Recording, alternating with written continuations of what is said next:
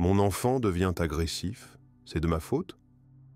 Cette question déchirante résonne dans le cœur de nombreux parents qui se sentent pris dans un tourbillon de doute et de culpabilité. En regardant votre enfant s'emporter, crier ou lancer des objets par frustration, vous vous demandez peut-être si vous êtes responsable de ce comportement. Est-ce quelque chose que vous avez fait ou n'avez pas fait? La peur d'échouer en tant que parent peut être écrasante, surtout lorsque vous voyez la colère se refléter dans les yeux de votre enfant. C'était un soir comme les autres, l'heure du coucher rapprochait. Vous prépariez le dîner tandis que votre enfant, épuisé par une longue journée au jardin d'enfants, s'efforçait d'exprimer ses sentiments. Soudain, l'air s'est chargé de tension lorsque votre enfant a fait claquer son jouet sur le sol et s'est écrié « Je déteste ça, tu n'écoutes jamais ». Le bruit résonne dans la cuisine et vous sentez une vague de confusion vous envahir. Comment la situation a-t-elle pu dégénérer aussi rapidement? Un instant, il riait. L'instant d'après, vous aviez l'impression qu'une tempête émotionnelle s'était déchaînée dans votre maison. Vous ne pouvez vous empêcher de vous demander d'où vient cette colère. Derrière cet accès de colère, votre enfant est aux prises avec un tourbillon d'émotions. Il était frustré par la fatigue et la pression qu'il subissait pour répondre aux attentes de l'école. Il ne se sentait pas entendu et incompris, comme si sa petite voix ne faisait qu'une vague dans le chaos de la vie quotidienne. À ce moment-là, leur colère n'était pas seulement une rébellion. C'était un appel urgent à la connexion et à la validation au milieu de sentiments de solitude et d'accablement. Pour comprendre les racines des comportements agressifs chez les enfants, il faut explorer leurs paysages émotionnels et psychologiques. Selon le docteur Daniel Siegel, neuroscientifique renommé, le cerveau des enfants est encore en développement et leur capacité à réguler leurs émotions est souvent limitée. Cela peut conduire à des réactions explosives lorsqu'ils se sentent dépassés ou incapables de s'exprimer correctement. En outre, des recherches menées par la Harvard Medical School soulignent que des facteurs environnementaux, tels que le stress à la maison ou des changements de routine, peuvent exacerber le sentiment d'insécurité et de frustration d'un enfant, le poussant à l'agression comme moyen de faire face à ses sentiments. Reconnaître ces mécanismes sous-jacents permet de comprendre pourquoi votre enfant agit de la sorte et de trouver des réponses plus efficaces. De nombreux parents ont été confrontés à des défis similaires et ont trouvé des moyens de les surmonter. Une mère, aux prises avec les crises soudaines de son fils à l'école, a décidé d'entrer en contact avec ses professeurs pour mieux comprendre les éléments déclencheurs. En créant une approche unifiée entre la maison et l'école, ils ont développé des stratégies qui ont aidé son fils à exprimer ses frustrations verbalement plutôt que par l'agression. Au fil du temps, il est devenu plus confiant dans l'expression de ses sentiments et a appris des mécanismes d'adaptation plus sains. Un autre parent a raconté comment le comportement agressif de sa fille, pendant les sorties de jeu, l'a incité à réévaluer l'environnement. Après avoir constaté que sa fille se sentait submergée par un trop grand nombre d'enfants en même temps, elle a commencé à organiser des rencontres plus restreintes. Ce simple changement a fait toute la différence. Sa fille a commencé à s'épanouir dans un environnement plus calme, ce qui s'est traduit par des interactions plus positives avec ses camarades et une diminution significative des incidents agressifs. Ces histoires nous rappellent que le changement est possible et qu'il commence souvent par une meilleure compréhension des besoins de l'enfant. En tant que parent, il est facile de tomber dans des pièges qui peuvent involontairement contribuer au comportement agressif d'un enfant. Une erreur fréquente consiste à réagir par la colère ou la frustration lorsque l'enfant se comporte mal. Cela arrive souvent parce que les parents se sentent dépassés et ne savent pas comment gérer la situation. Essayez plutôt de respirer profondément et de répondre calmement en utilisant des phrases comme « Je vois que tu es contrarié, parlons-en ». Cela permet non seulement de montrer à l'enfant comment réguler ses émotions, mais aussi de lui montrer qu'il n'y a pas de mal à exprimer ses sentiments.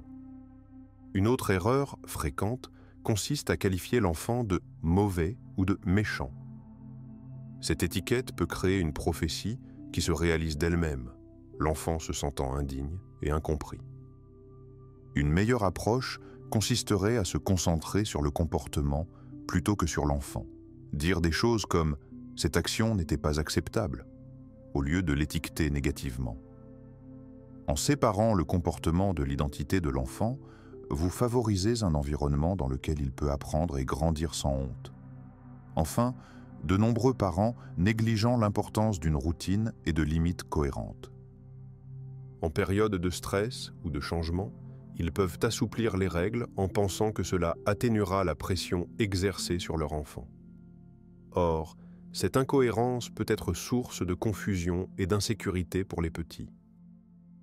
Au lieu de cela, maintenez des attentes claires et rappelez gentiment ces règles. En les formulant de manière positive, utilisons nos mots lorsque nous sommes contrariés. Vous pouvez orienter la conversation vers les comportements souhaités tout en renforçant un sentiment de sécurité et de structure. En reconnaissant ces erreurs et en adaptant nos réactions, nous pouvons cultiver une atmosphère plus chaleureuse qui aide nos enfants à s'épanouir sur le plan émotionnel. Voici quelques mesures pratiques que vous pouvez prendre dès aujourd'hui pour contrer l'agressivité de votre enfant tout en favorisant un environnement positif pour vous deux. Créez un coin pour vous calmer. Désignez un espace confortable dans votre maison où votre enfant peut se rendre lorsqu'il se sent dépassé. Remplissez-le d'objets apaisants comme des coussins, des animaux en peluche ou des livres.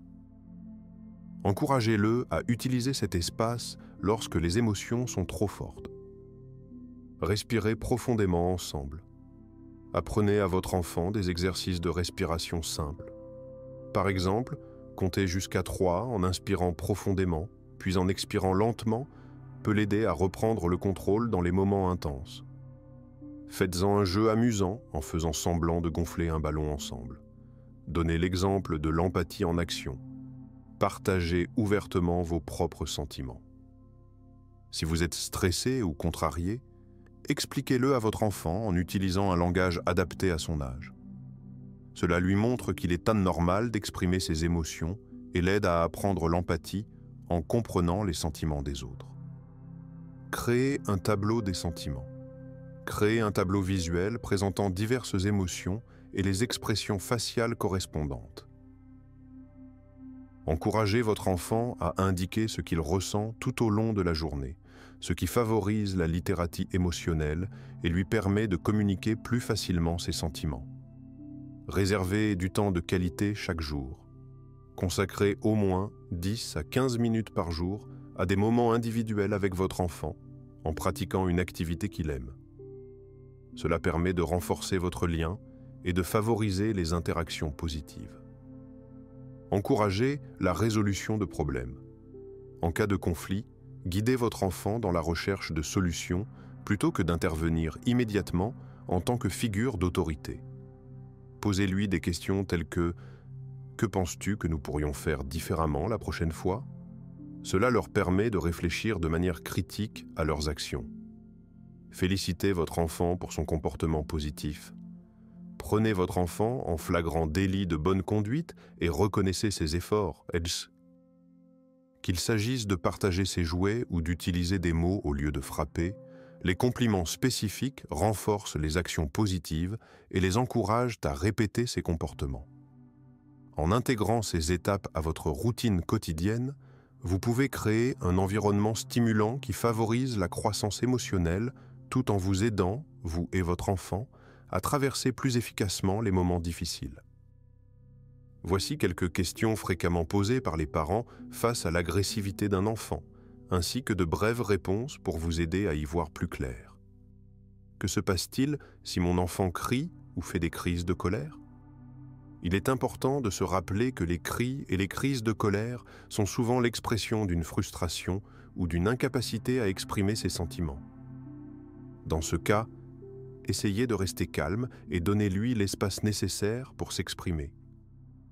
Une fois qu'il s'est calmé, encouragez-le gentiment à parler de ce qui l'a contrarié et aidez-le à trouver des moyens plus sains d'exprimer ses émotions. Comment puis-je rester calme pendant les crises de mon enfant ? il peut être difficile de rester calme, surtout lorsque les émotions sont fortes.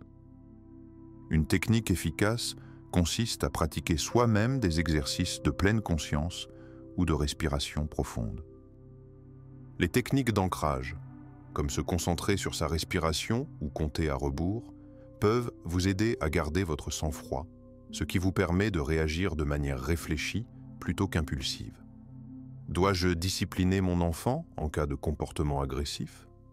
La discipline est importante, mais elle doit être axée sur l'enseignement plutôt que sur la punition.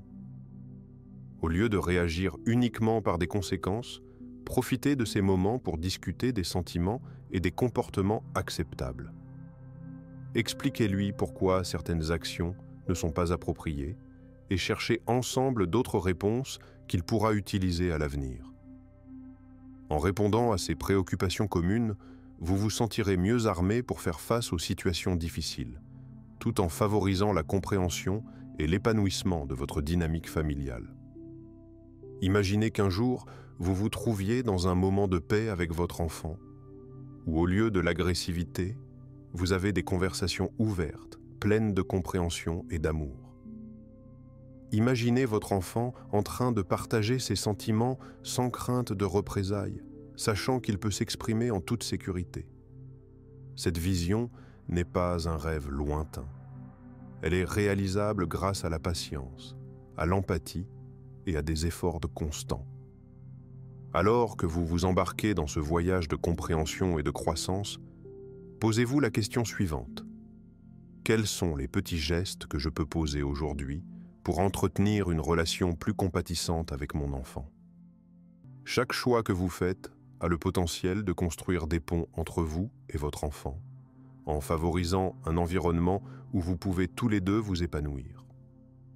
Embrassez ce voyage, en sachant que le chemin peut être sinueux, mais qu'il mène à des liens plus profonds et à une vie de famille plus harmonieuse.